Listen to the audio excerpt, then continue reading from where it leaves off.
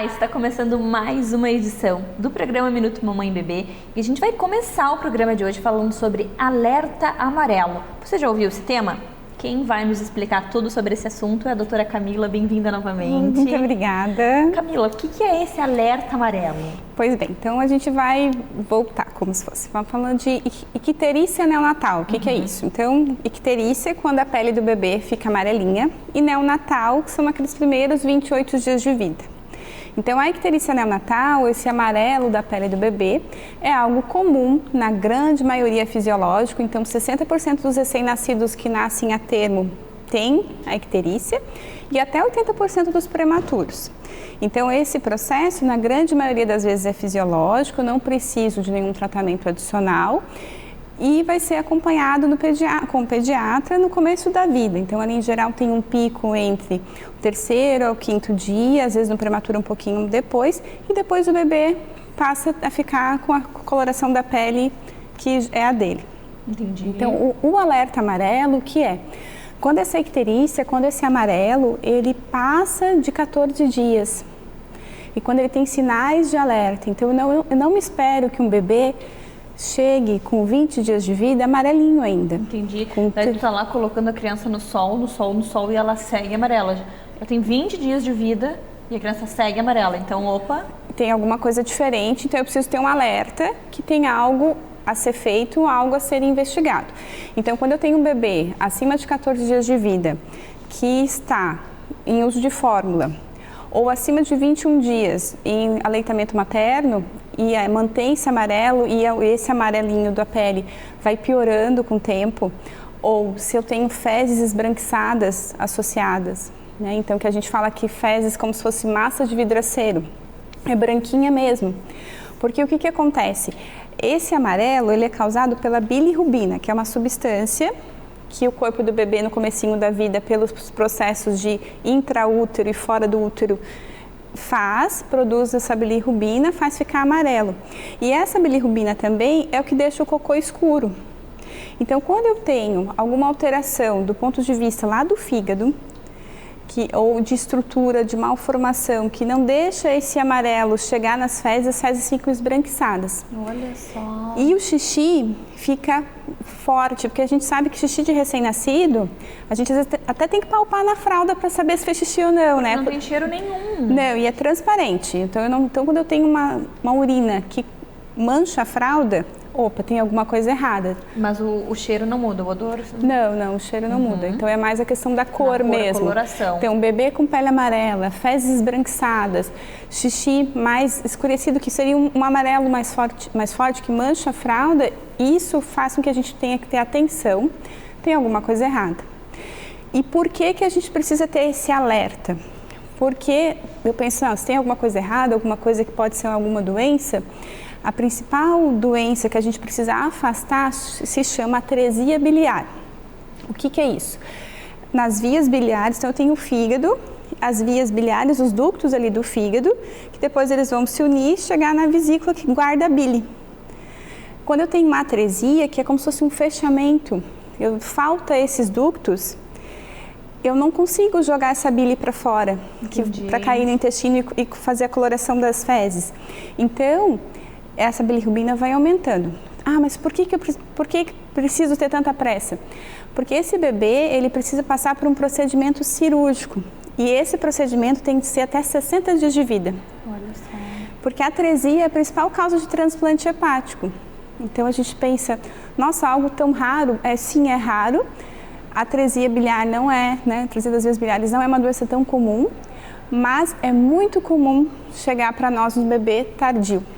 Um bebê já de 60, 90 dias de vida, que não teve a oportunidade de ter sido investigado lá no começo, de fazer essa cirurgia precoce e evitar um transplante hepático precoce também. Nossa, então realmente alerta amarelo. Isso. Passou de 20 dias, vai investigar. Passou de 14. Passou de 14, esse bebê merece ser avaliado e a gente vai avaliar o que ele mama, qual é a situação dele, né? Se é um bebê que teve alguma intercorrência neonatal, se passou por UTI, se eu tenho que pensar uma outra causa para esse amarelo. Mas se ele tiver as fezes esbranquiçadas, é importante, inclusive quando a gente avalia as fezes, e é importante o pediatra avaliar as fezes, e é tão importante que desde 2009 o Ministério da Saúde colocou na caderneta de saúde. A gente tem, se a gente procurar na caderneta de saúde, uma escala cromática das fezes. Quais são as cores normais e quais são as cores alteradas? Então isso é algo que vale a pena a mãe, o pai, né, os responsáveis saber qual é o alerta para poder levar naquela consulta. Porque é eles que estão ali com o bebê 24 horas, eles que estão vendo tudo. Então, como é importante a mãe, o pai, os cuidadores saberem o que se espera e o que não pode acontecer. Isso. E o que acontece? A gente pensa que é naquele período de adaptação do bebê, de que está tudo acontecendo junto, é uma mãe e um pai que estão aprendendo a ser pais, um bebê novo que está aprendendo a mamar, às vezes vem a cólica junto a gente vai desconsiderando às vezes os sintomas, né? Às vezes a consulta ela é tão cheia de temas que a gente perguntar da cor das fezes ou os pais lembrarem que tem alguma coisa diferente, né? Acaba passando. Então é muito importante, tanto a questão do tempo, a quanto tempo está amarelinho, se eu tenho algum sinal de alerta ou não, cor das fezes, cor da urina. Né? Então, para evitar que esse bebê chegue muito tarde e seja avaliado muito tarde, tanto pelo gastroenterologista pediátrico quanto pelo cirurgião pediátrico. Muito obrigada por dividir tanto conhecimento conosco. Esse tema alerta amarelo realmente salva vidas. Sim. E adorei a nossa conversa e até o nosso próximo encontro. Obrigada, Maria.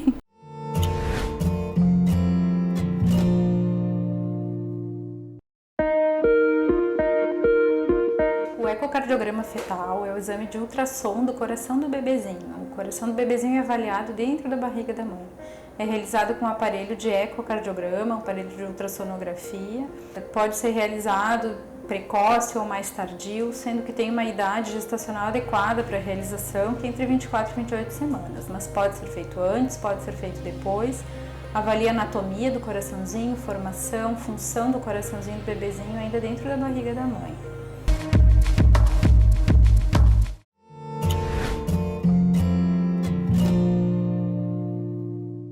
Agora a gente vai falar sobre rede de apoio. Com certeza você já ouviu falar sobre isso. Eu queria ter tido uma e não tive, porque minha família está toda em Bagé e realmente isso mudou muito o processo do meu pós-parto. E é sobre isso que a gente vai conversar agora com a Cris, a nossa psicóloga perinatal. Bem-vinda novamente ao programa. Muito obrigada. Cris, fala para mim sobre rede de apoio. Fala para mim sobre a importância da rede de apoio e o que essa rede pode mudar em todo o contexto do pós-parto. Então, a rede de apoio, na verdade, assim, na primeira consulta eu já convido alguém dessa rede de apoio, seja o pai da criança, seja a avó, um amigo, alguém de confiança dessa gestante, para que a gente já oriente desde o comecinho, desde o começo ali da gestação, para que eles se preparem para o depois. O que é essa rede de apoio? Não necessariamente ela precisa ser da família. Podem ser amigos, pode ser médico, pode ser alguém de confiança, a doula, o próprio psicólogo, né? Então tem que ser alguém de confiança dessa mãe, para que ela se sinta acolhida também nesse momento que é tão especial para ela, né? E aí, o pós-parto, o que essa mãe precisa? Ela precisa de coisas básicas, como, por exemplo, a casa. Alguém que consiga... A comida, alguém que consiga limpar essa casa para essa mãe, consiga lavar as roupinhas do bebê, que suja um monte. Não, e daí tem toda aquela questão, tem que lavar a roupa, passar a roupa, porque não pode colocar a roupa no bebê sem passar, e daí a coluna da mulher já está destruída por causa da amamentação, daí tu quer tomar um banho. É muito difícil pós-parto. É muito difícil. E aí, então, assim, começa com essas coisas práticas, né? Com coisinhas de casa para fazer. Então, teve uma mãe que me perguntou assim, quando eu orientei que o marido dela poderia também fazer as coisas de casa, ela perguntou, nossa, mas ele pode? Ai, olha só. Porque ela não estava acostumada. Então, aquilo ela respirou aliviada quando ela soube que o marido dela poderia lavar a louça para ela, poderia fazer a comida para ela, né? Então... É uma realidade bem É uma realidade que para ela não existia, né? E aí, o que vem também por trás disso? Um acolhimento para essa mãe. Porque o primeiro momento ali com o bebê não é fácil, né? A amamentação é muito difícil, é muito complicada. Ficar sem dormir. E aquela mãe que quer amamentar e não consegue, aí vem a culpa, e aí vem aqueles... E daí, assim, Cris, às vezes eu não consegui ter o parto que eu queria.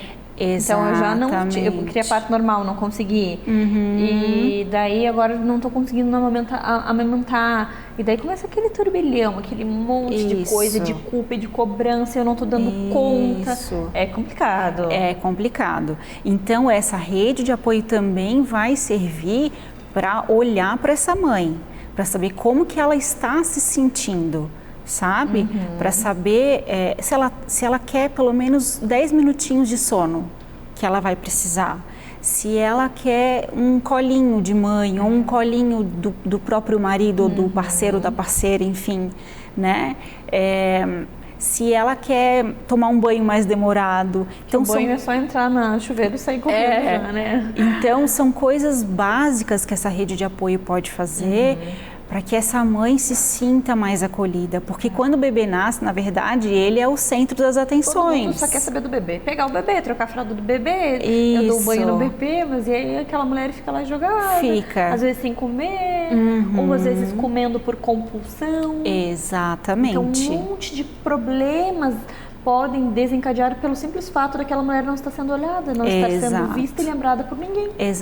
Exatamente. E aí vem a questão da identidade dessa mãe, quem eu sou agora, né? Então, tudo isso, se tiver alguém atento por perto, já dá uma verificada nessa mãe. Olha, ela não está muito legal, vamos ver o que a gente pode fazer. Isso, assim, sabe, Cris? Porque às vezes a gente não se dá conta que a gente está entrando nesse mundo, assim, com certeza. E ter alguém assim, tipo, teu marido, a tua mãe, uma vizinha, enfim, qualquer pessoa dessa rede falar assim, olha, Mari, tu não tá mais sendo aquela Mari antes da Martina. Quem sabe tu não procura um profissional, porque às vezes aquela mulher, ela não percebe, mas ela já não tá mais sorrindo, ela já não tá mais se arrumando, ela passa só de pijama. Então, ela está entrando nessa depressão, assim, se sentindo nesse luto, nessa tristeza. Isso. E não se deu conta. E outra pessoa de fora ter essa compreensão é muito importante. Isso. Por isso que eu achei fantástico quando tu disse que tu convida alguém de fora para consulta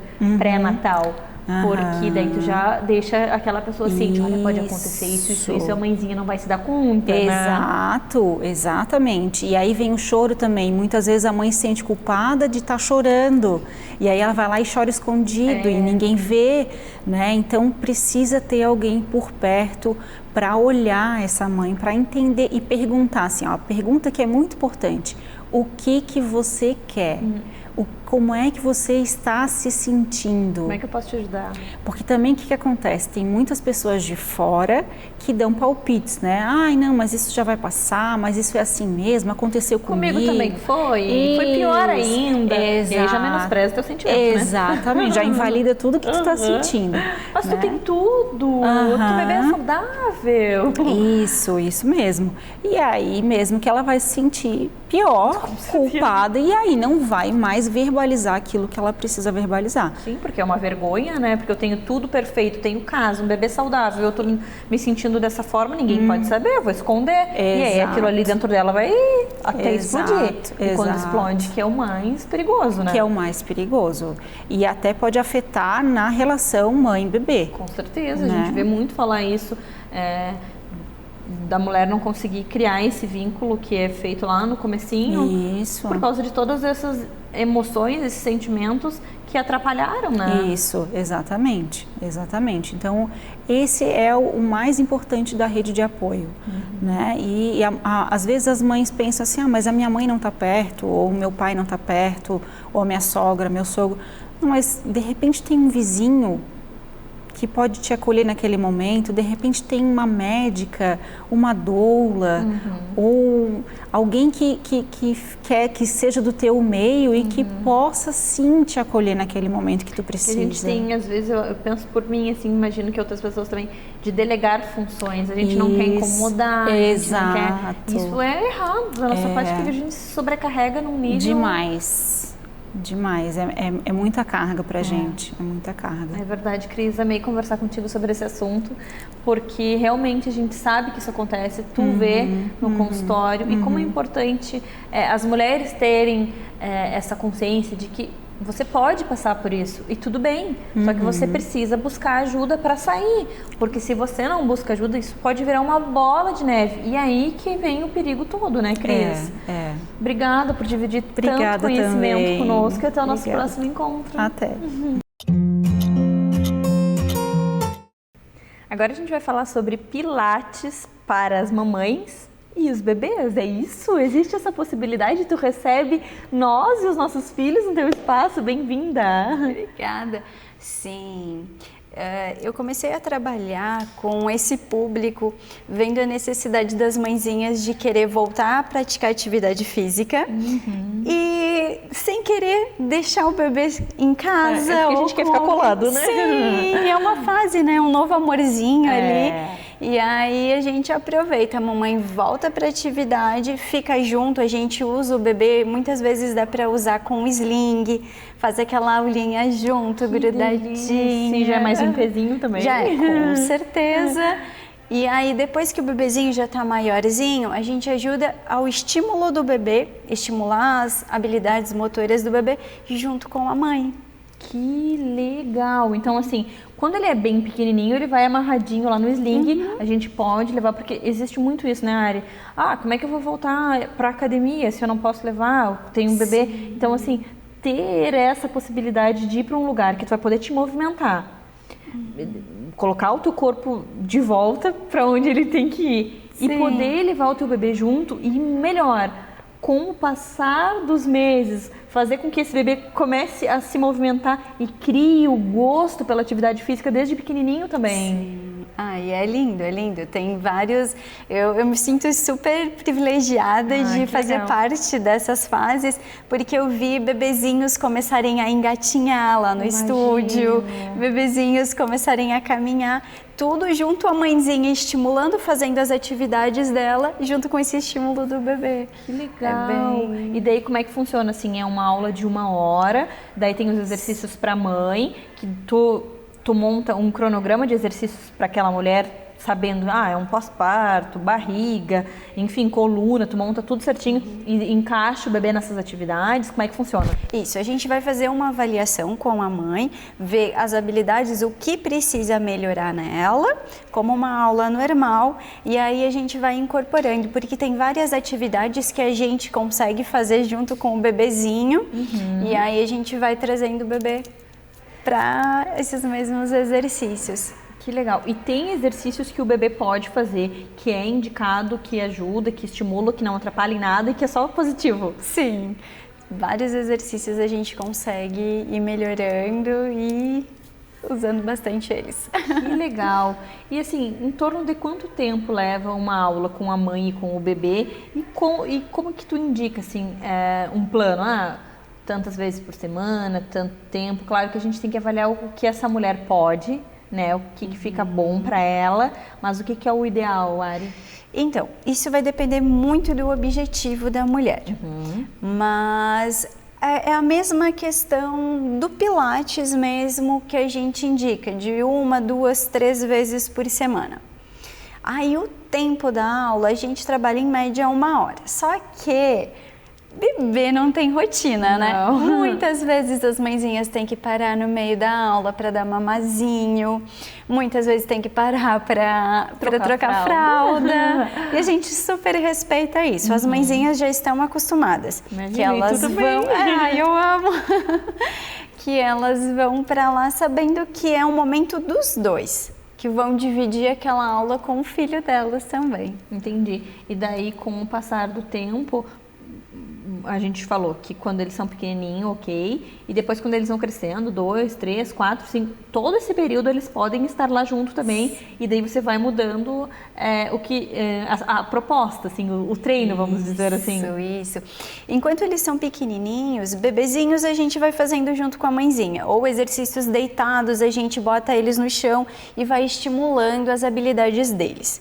Depois que eles estão maiorzinhos, que eles têm essa interação maior, aí a gente já deixa eles mais pertinho da mamãe, trazendo mais exercícios que a mãe vai lá, faz um carinho, faz um agachamento, faz um abdominal, dá um beijinho, assim, umas coisinhas assim, para sempre trazer eles para o exercício. E depois que já interagem mais, aí a gente bota eles fazerem exercícios junto com as mãezinhas. Que fantástico. Pensa, olha só. Durante a gestação, a mãe lá contigo, o bebê na barriga, acompanhando todos aqueles movimentos. Depois, no sling, bem bebezinho, depois vai se desenvolvendo toda a parte do engatinhar, do caminhar. Como essa criança vai ser sedentária? Como ela não vai se apaixonar por esse universo? Se desde que ela está lá no útero, ela já está nesse universo de exercício, eu acho que a melhor coisa que a gente pode proporcionar para os filhos da gente é plantar essa sementinha da atividade física, né, Ari? Com certeza, nós somos exemplos para os nossos filhos, né? E não só no que a gente fala, no que a gente faz. Com certeza, com certeza. E assim, poder falar sobre isso, onde a gente vê cada vez mais sedentários, crianças obesas, eu acho que é realmente como eu falei, assim, é o maior presente que a gente pode dar, é plantar essa sementinha, carregar eles com a gente se movimenta e a gente faz com que eles também gostem desse universo e a gente vai ter a certeza de que eles vão ser ativos, eles vão querer um pilates, vão querer praticar alguma atividade física, né? Sim, isso com certeza, ainda mais essa geração que não tem como você ficar soltando o teu filho, não é como a nossa, que a gente brincava na rua, que era outra realidade, né? Diferente. Sim, então as crianças estão mais sedentárias, mais... Tá crescendo uma geração diferente. E realmente, se vem esse estímulo desde pequenininho, começa na brincadeira e isso vai agradando cada vez mais eles, o reflexo no futuro sempre vai ser mais positivo, né? Porque é muito melhor do que televisão e telefone e se movimentar, eles ficam entediados. Sim. Ari, amei. Parabéns por esse trabalho incrível que você faz e todas as mamães que nos acompanham e que gostariam de fazer, de praticar alguma atividade física junto com o seu filhote, olha aí, entra lá no Instagram da Ari. Qual é o Instagram, Ari? Neopilates_Ari Mota. Combina um horário com ela e vai se exercitar junto com o seu bebezinho. Obrigada pela sua entrevista, por compartilhar tanto conhecimento e até o nosso próximo encontro. Ai, obrigada, até mais. Cama compartilhada. Esse é o nosso tema de hoje, né, Fran? Bem-vinda novamente. Obrigada. A gente vê muitas pessoas falando sobre esse assunto, criticando, abraçando a causa. E tu, como pediatra e mãe de duas, e eu, como apresentadora do Minuto Mamãe Bebê e mãe de uma que faço cama compartilhada, vamos conversar então sobre isso. Tu tens essa vivência também, tu também faz cama compartilhada. Sim. Então eu quero que tu me explique o que tu entendes sobre a cama compartilhada. Tá. Então assim, acho que o primeiro ponto, Mari, que a gente tem que falar é que a cama compartilhada é uma decisão que não é do médico, é uma decisão da família. Tá? Principalmente da mãe, principalmente a mãe que amamenta, que é quem vai decidir se aquela criança vai dormir com ela ou não, tá? Então, assim, o que nós médicos temos que fazer? Orientar a cama compartilhada de modo seguro, tá? Então, esse é o primeiro ponto fundamental, né? Em segundo lugar, a gente tem critérios para se estabelecer que aquela família dá para ter cama compartilhada, né? A gente compartilha com eles nas consultas como é que eles podem fazer, sugere algumas dicas e tem as proibições, claro, né? Por exemplo, os pais que bebem, né? Pai ou mãe que bebe, pessoas obesas também não podem. A cama compartilhada só é feita com a mãe, com outro membro da família, não. Né? Então, pensando numa família de pai, mãe e um bebê, né?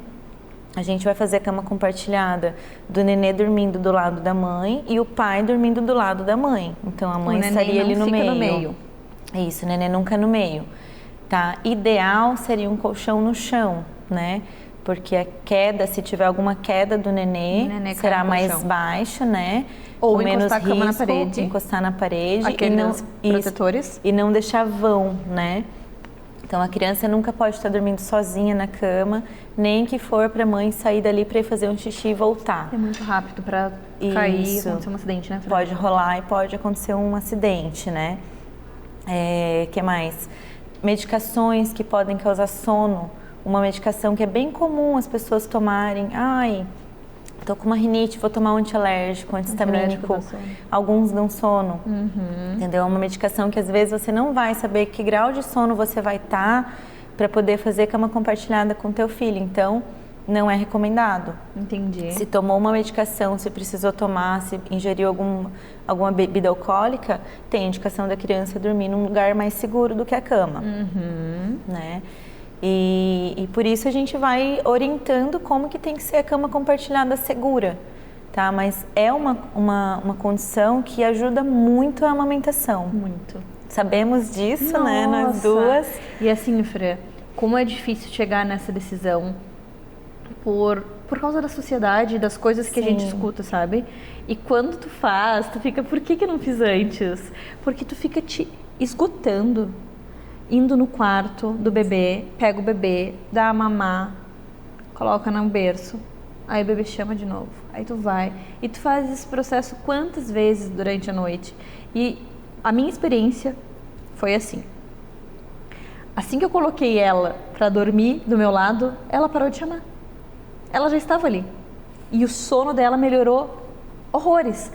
Ela não me chamava por fome, ela me chamava porque ela queria estar perto. E eu fiquei me sentindo pior, porque eu falei, meu bebê só queria estar perto de mim. E agora a gente consegue dormir muito melhor. Lógico que até 1 aninho ela chamava umas 2, 3 vezes na noite para mamar, acordava e ela não sabia voltar a dormir. Eu dava um peito, ela voltava a dormir. Depois de 1 ano, passou a chamar uma vez. E 1 ano e 2, 3 meses, ela começou a dormir seguido.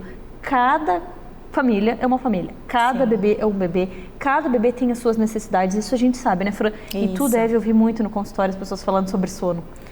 Ouço bastante e sabe que essa questão da sociedade, né, não curtir, né, fazer a cama compartilhada, ser contra avós, tios, vizinhos, às vezes se intrometendo. Sim. Os pais chegam no consultório falando assim, quando eu sempre pergunto do sono, onde dorme, como é o berço, o que tem, né? Então, quando chega nesse momento, eu vejo uma tensão, assim, na família de falar, ela dorme na cama comigo, assim, sabe, com os dentes fechados. Eu fazia isso quando eu falava, ela dorme comigo, comigo, que bom! Daí, e se a pessoa falou, contigo não acredito, aí tu ficava, é muito difícil, assim, né? E daí eu sempre acolho essa família e falo, muito bom, isso vai ajudar bastante na amamentação e no teu descanso, entendeu? Exatamente. Porque tem mãe que relata, Mari, que não se lembra de ter acordado à noite para dar mamar. Porque o peito tá ali disponível, a criança tá ali, a boca tá ali, próxima. Tu nem acorda. Nem acorda de fato, exatamente. Enquanto tu acorda, posiciona. É porque é tão dá natural, um cochilo, né? Isso, é muito instintivo, né? É que nem com os animais. Vamos pegar um exemplo de um cachorrinho. Ele vai ali sozinho.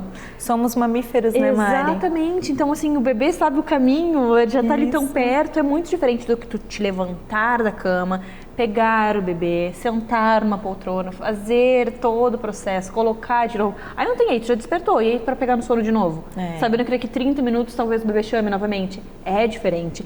Eu sou realizada com cama compartilhada, a minha vida mudou, eu amo dormir com ela na cama, não tem prazo de validade.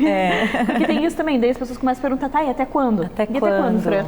Até quando a criança quiser. Geralmente eles saem da cama por conta própria, né? E eles querem o quartinho, querem a cama deles, querem os lençóis de personagens, entendeu? Querem, e daí eles vão fazer isso e a gente vai sentir saudade. Eu tenho certeza que eu vou sentir também. também. E que legal que a gente deu o nosso melhor durante aquele período e agora vem uma nova fase onde a criança está descobrindo o quartinho dela, onde a criança quer ter o espaço dela. Eu acho que dessa forma é tão mais leve, tão mais natural, tu não deixa traumas na criança, tu deixa as coisas fluírem. É bom para todo mundo, para o pai, que a mãe não vai estar estressada, que a mãe vai estar feliz com as decisões, com a criança, que tem todo o acolhimento. Eu acho que fica um contexto perfeito. Tem duas coisas bem importantes também para falar, Mari, falando de que somos mamíferos, né?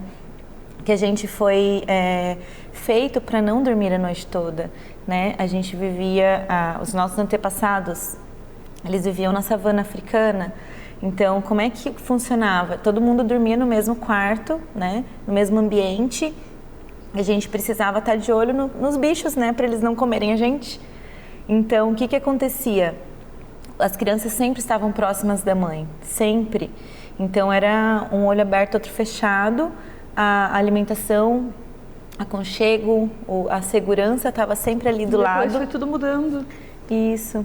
Que triste. Era tudo mais bonito antes, né? Ainda bem que agora a gente está trazendo essa nova... Estamos voltando às origens, coisa né? boa. Isso. Fran, amei conversar sobre cama compartilhada. Obrigada por dividir as tuas vivências conosco e falar tendo esse olhar médico sobre segurança, proteção. Adorei. Até o próximo encontro. Isso. Tá bom, obrigada.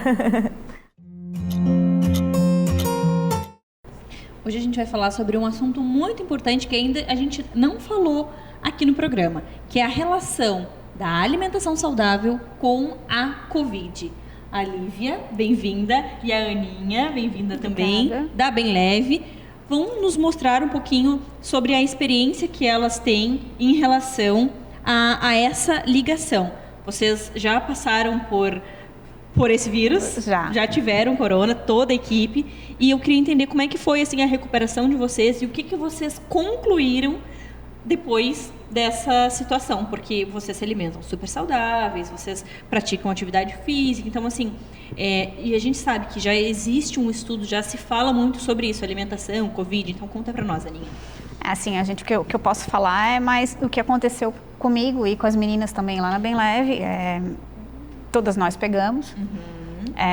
Então, assim, a recuperação os nossos sintomas foram leves, né? Sentimos, tivemos todos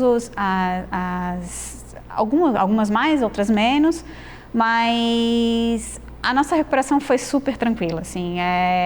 Acredito que a alimentação que todas nós lá dentro da Bem Leve, a gente tem a gente prioriza ter alimentação saudável, né? E todas nós praticamos exercício físico, temos hábitos saudáveis.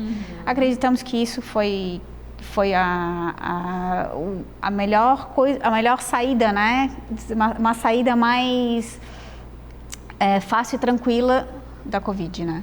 Sim, assim, a gente fala de um organismo que não está inflamado, que não está cheio de gordura, que não... É diferente, né, Lívia? É bem diferente.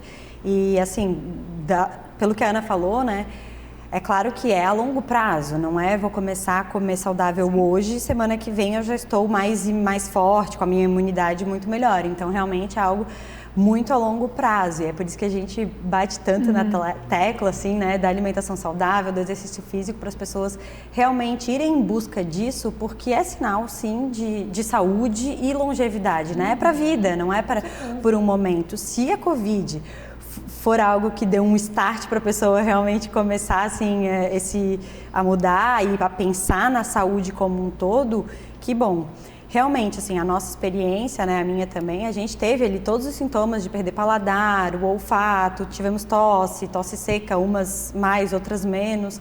Eu não cheguei a nem ter febre, foi muito rápido, assim, a recuperação também foi muito boa e eu acredito muito que é pelo fato realmente de eu já ter esse cuidado com a minha saúde aí há mais de 5 anos, me alimentando com produtos saudáveis. E quando a gente também diz isso, eu acredito que é muito importante a gente ter essa atenção do que realmente é uma alimentação saudável, né? Existem muitos produtos fit, light, diet, mas não quer dizer que ele seja realmente saudável no sentido de ser comida de verdade, né? Existe muito conservante, emulsificante e corantes que não fazem bem para a saúde, adoçantes que não fazem bem para a saúde. E claro que nada em exagero também vai fazer bem, porque às vezes você está comendo uma comida saudável, mas exagera. Então, exagero nenhum de nada, eu acho, na vida, é algo que eu aprendi com a vida, é bom, né? Nem exagero e nem falta. Nem o exercício demais, porque tu pode acabar te machucando. O equilíbrio pode inflamar também, exigir exato. do corpo uma recuperação, quando tu se exercita demais, tu também exige do corpo estar se recuperando, então pode ter algum momento que ele vai estar mais fraco, e aí também podendo ter aí os efeitos da Covid de forma muito mais forte. Oninha, eu vi esses dias a Lívia postar e eu achei muito interessante. As pessoas tiram muito do dia delas, tira glúten, tira leite, e o que elas colocam. E isso que eu acho legal, assim, porque quando a gente fala em imunidade, a gente precisa de alimentos para essa imunidade. Sim. E os produtos de vocês têm farinhas, têm grãos, têm alimentos que vão ajudar a levantar essa imunidade. Com certeza. Claro que assim, não vai te garantir, eu não vou pegar Covid tanto que Não. vocês pegaram. Sim, não sim. é uma coisa assim, eu como saudável, eu tô imune a tudo. Não. A minha recuperação a tudo é diferente. Então eu achei muito interessante, porque é bem isso. Daqui a pouco a gente tá comendo batata doce e frango só. E vitamina C, e enfim, tudo que o corpo precisa para trabalhar. E isso que eu achei muito legal dela falar, assim, que e o que você está colocando? Quando vocês oferecem os produtos de vocês, as misturinhas principalmente, são com sementes e farinhas, enfim, que realmente vai dar esse up no organismo, né? Sim, é tudo realmente bem pensado para ficar bem equilibrado, né? Nada, a gente, tá bom, é sem glúten, é sem lactose, ok, é saudável. Não. Né? A gente tem que ver quais as farinhas estão sendo utilizadas, quais as substituições estão sendo utilizadas para que esse produto, para que esse alimento fique muito, muito bom ou tão bom quanto, até às vezes o mesmo sabor, a gente tenta buscar Só que ricos em nutrientes, né? Muito. Que o que não é saudável não tem. Não tem. É uma caloria vazia que a gente chama, né? E que não traz nenhum benefício. Às vezes só uma saciedade ali, momentânea, mas e depois, assim, tu come naquele momento, te dá um prazer, tu terminou de comer e já vem aquele peso na consciência. Então é alguma coisa, é algo vazio, né? Porque é por minutos. Porque não tem como tu comer, tu fica com aquela dor, nossa, enchi a minha barriga. Nossa, pra que eu fiz isso? Não devia ter comido tanto. É bem assim, né? E quando o prazer que a gente sente ao se alimentar bem, saber, nossa, eu fiz uma refeição perfeita. Sabe? É muito gostoso, né? E o corpo agradece, né? O corpo agradece, a gente se sente bem, que a gente cuidou do nosso corpo, que a gente comeu algo gostoso. Porque assim, não adianta tu comer uma coisa que não é gostosa, sabe? Daí não adianta também. Mas é diferente do que vocês trazem, porque vocês trazem sempre muito sabor, temperinhos, e aí dá prazer, e aí fecha o combo. Felicidade, cuidado, né? Fica muito diferente, assim. Eu acho que uma pergunta que faz bastante sentido, assim, é a gente perguntar, né? Com o que eu tô nutrindo o meu corpo e não com o que eu tô comendo. Porque comendo, às vezes, a pessoa a pessoa, digo eu, assim, não liga com o nutrir, só liga o comer, né? Comer é muito bom, comer um brigadeiro gostoso. Sim, o paladar é gostoso. Mas é açúcar, eu vou ficar cheia, vou ter sensações, e querendo ou não, inflama, né? O açúcar inflama, alguns ingredientes acabam prejudicando, sim, né? Numa saúde do corpo. Então, se pensar assim, como que eu estou me nutrindo, eu acredito que já pode trazer uma maior consciência nas escolhas diárias daquilo que tu vais comer, né? Como que eu vou me nutrir? Meninas, amei. Obrigada por pensarem com tanto amor, tanto carinho em todas essas mulheres, essas famílias, e estarem sempre inovando e trazendo produtos incríveis para a gente se alimentar e se nutrir. Até o nosso próximo encontro. Obrigada por dividir tanto conhecimento. Obrigada. Você já ouviu falar em amamentação em tandem? Hoje a gente tem duas pessoas que entendem muito desse assunto e a gente vai falar para vocês se tem algum risco, como que funciona e os desafios disso. Porque temos a Fran aqui, que amamenta duas meninas de idades diferentes ao mesmo tempo, que isso é a amamentação em tandem, e a Sol, que é a consultora de amamentação e que entende tudo sobre a amamentação. Então, Fran, primeiro eu queria entender se tu sempre teve esse sonho e como que é realizar esse sonho, a diferença de idade das meninas, como é que foi durante a gestação, conta tudo para nós. Então, oi, boa tarde. Eu sempre tive essa vontade, né, de amamentar. Eu acho que um desejo da grande maioria das mães é amamentar, né? Só que eu nunca tive uma expectativa não coloquei uma expectativa muito grande, né? Falei, beleza, chegou nos 6 meses da primeira filha, ótimo, vamos chegar no ano. Chegamos. Beleza, chegou nos 2 anos. Antes de 2 anos eu já tinha engravidado, né? Planejado tudo, e daí e agora? Fez 2 anos, vamos lá, eu quero. Começou a se tornar um sonho realmente e hoje em dia é a minha maior realização pessoal que eu tenho. E qual a idade que elas têm agora? A mais velha está com 3 e 6 e a mais nova está com 1 e 3. Que bacana, Sol. Agora vamos para a parte técnica desse sonho que a Fran vive.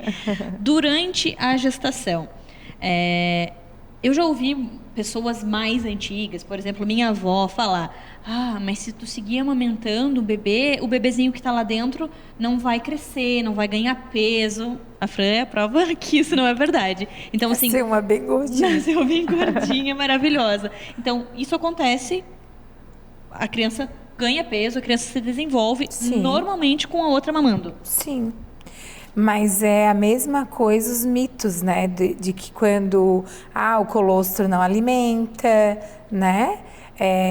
Uma mãe que está grávida e que continua amamentando, ela também vai ouvir isso, né? Sempre, ela nunca vai ouvir algo positivo. Que lindo, que bom. Isso a gente não escuta. Tu é doida. Negativo. Como que tu... isso é muito... É sempre negativo. Porque vai abortar, não é? Sim, isso também já escutei falar. Não tem isso de não... Se por um acaso acontece um aborto, não tem nada a ver porque o filho maior estava mamando. É que assim, Mari, claro que existem gestações que são de risco, né? É diferente. Né? Em uma gestação normal, não tem problema nenhum, porque o que acontece? O grande medo do mito, né, da ocitocina que vai ser liberada durante a amamentação, causar contração e daí você entrar em trabalho de parto prematuro, ou antes também de 20 semanas e abortar, né? Mas o que acontece? A gente tem receptores no útero de ocitocina, que só são, vamos dizer assim, ativados lá pelas 38 semanas, entendeu? O que acontece quando a gente está amamentando? Libera uma quantidade pequena de ocitocina, não chega a ser uma quantidade que vai iniciar um processo de trabalho de parto. E mesmo se iniciasse, seria lá no final, quando esses receptores já estão ativos. Entendi. Entendeu? Então, esse mito existe. Mas como eu estava falando, tem gestações que são de risco, né? Então, essa família, né, essa gestante e essa mãe lactante, né, tem que decidir, junto com o seu obstetra, junto com o pediatra, o que vai fazer para conduzir essa amamentação, como é que vai ser conduzida, né? Entendi. E Sol, tu falaste sobre o colostro. Outra coisa que se escuta muito mas aí o bebê, o filho maior, o primeiro filho, vai tomar todo o colostro e não vai ter colostro pro bebezinho. Como é que funciona essa parte? Não. Mais um mito. Na verdade, porque a mãe, ela é inteligente o suficiente para saber que ela vai dar prioridade pro bebê, né? Então, até porque quando o bebê nasce, já vai fazer aquela hora dourada, então ele já vai ter contato com o colostro ali. Sim, e o corpo, na verdade, o cérebro é muito inteligente. O corpo da gente, ele é programado, ele é sábio, né? Exatamente. Então, muitas pessoas podem achar, amamentou a gestação inteira e nem... Eu já ouvi isso. Eu nem também. Vai produzir colostro. Não, nada a ver. Produz sim.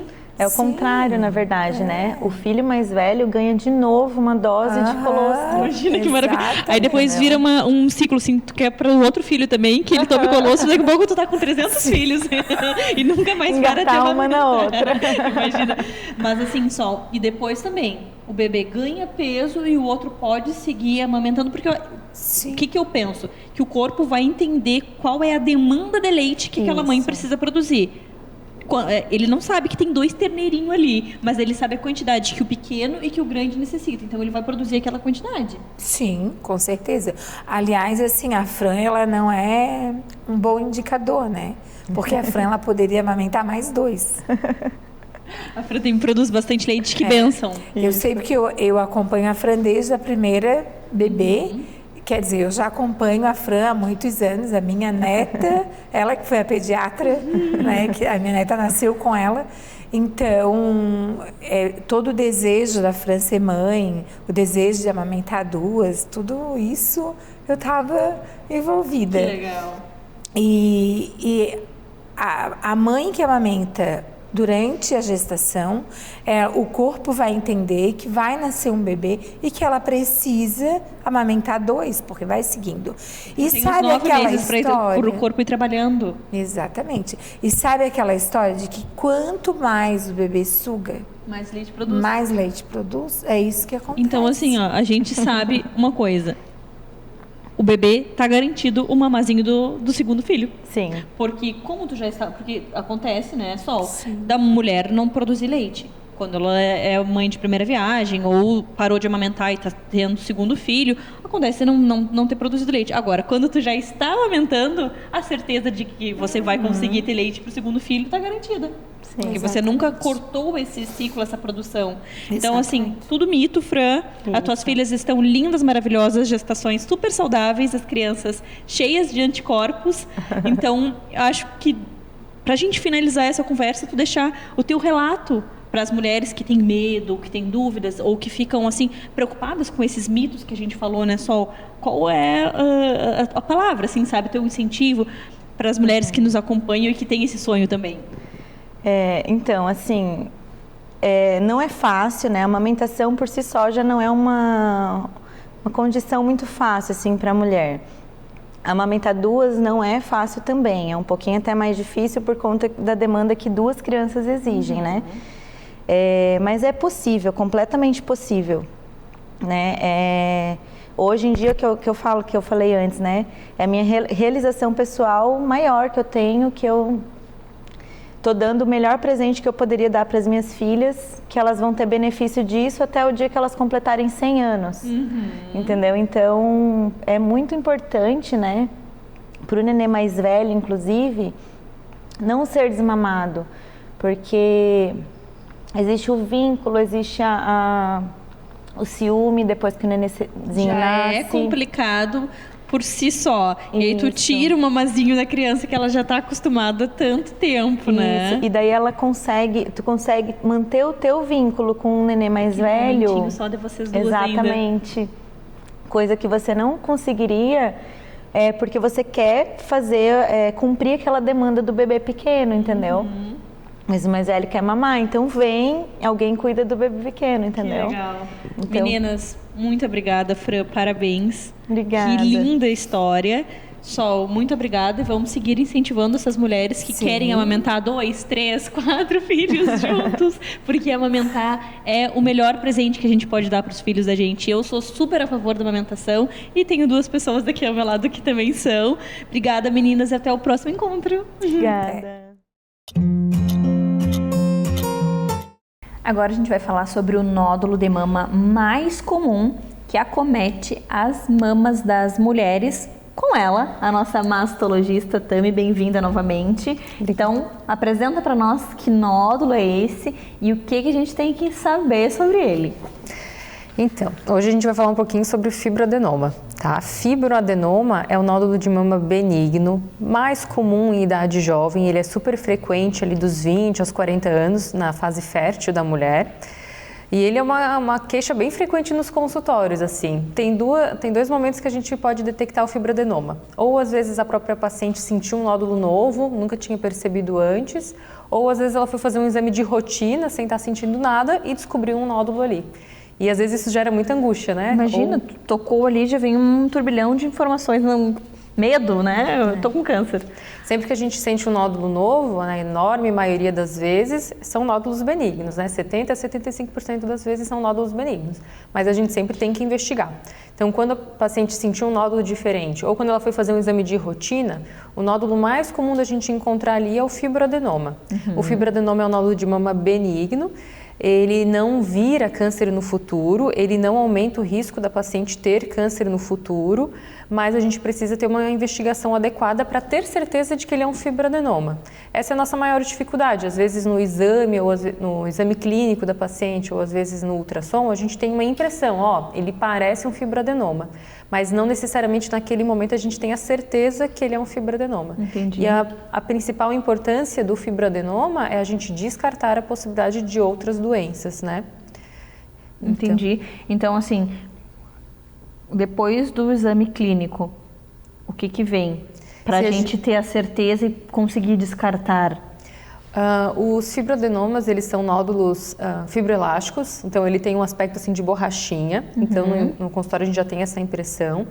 No ultrassom, ele vai ter algumas características que são sugestivas de fibroadenoma. Então, se eu tenho uma paciente jovem, que é mais comum de ter fibroadenoma, que apareceu um nódulo, que no exame clínico parece um fibroadenoma, no ultrassom ele tem as características de fibroadenoma, ele tem tudo para ser um fibroadenoma. Nesse caso, a gente só vai fazer um acompanhamento de 6 em 6 meses por 2 anos para confirmar que ele é um fibroadenoma.